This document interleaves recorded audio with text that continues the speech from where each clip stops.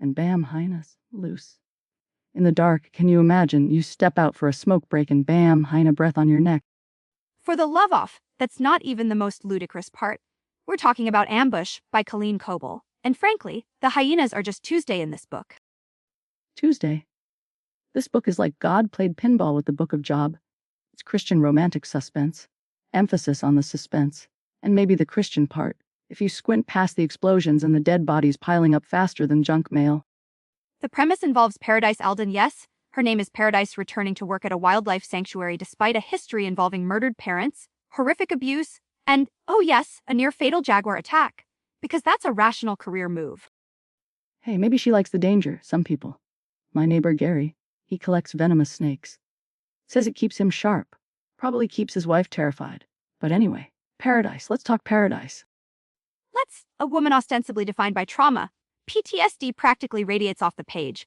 Yet her primary grievance seems to be with Blake Lawson and the man who reported her foster father's abuse years ago.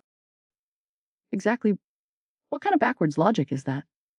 How dare you save me from systematic torture, Blake? You betrayed my trust.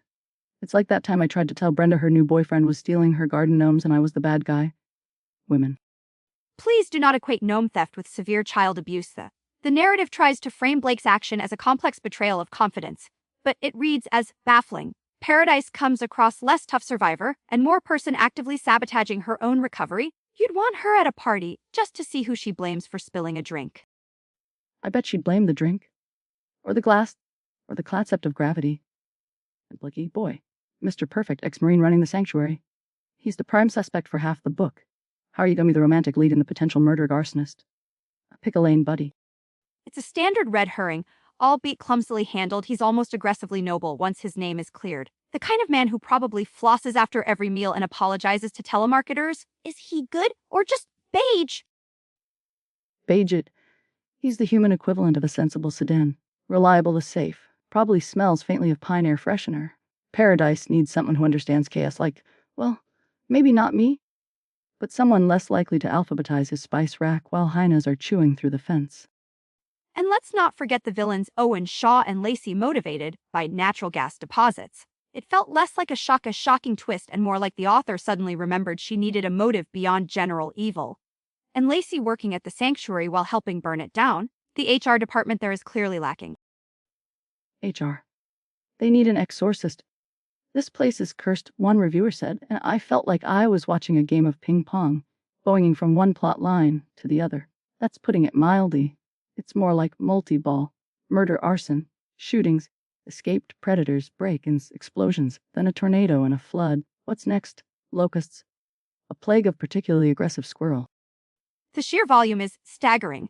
It undermines any potential tension. How can you care about the subtle nuances of second-chance romance when someone's dodging bullets near the tiger enclosure every 15 pages? Another reviewer called it, way too much going on here, understatement of the century. But some people loved it. Got a message here from Faithful Fran. She says, whoa, simply wow. Every time they talked about their faith in God, I teared a little. Bless her heart. She must have been weeping through whole damn book between the prayers and the Pyrrhal. Juxtapose that with the reviewer who noted the lots of cheesy, clunky dialogue, which, frankly, is accurate. There are moments where characters facing imminent death pause for heartfelt discussions about forgiveness that sound scripted by a particularly earnest youth pastor. Maybe that's realistic. People say dumb stuff when they're scared. I thought my appendix burst, but I'd just eaten too many chili dogs. I probably said some cheesy stuff to the paramedics. I highly doubt you quoted scripture. The core issue is the tonal whiplash. Is it a story about finding faith and healing, or is it a disaster movie checklist? 1 minute it's gentle hand holding, the next it's, look out! The bear cage is on fire and Detective Useless is probably taking a bribe.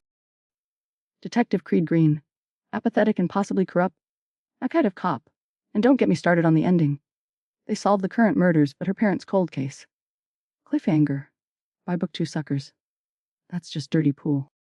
For once, I agree, it felt mercenary. Leaving a major emotional through line unresolved purely to drive sales is narratively unsatisfying. It's like promising someone a steak dinner and then only giving them the parsley garnish. Parsley, exactly. So, final verdict. Is this book actually any good or just a holy mess? It's an experience. If you enjoy relentless, Almost farcical levels of action mixed with earnest faith discussions and don't mind whiplash. Perhaps, but the character logic is questionable and the plot strains credulity past the breaking point. Okay, put a number on it. We need the official HeartBook radio rating.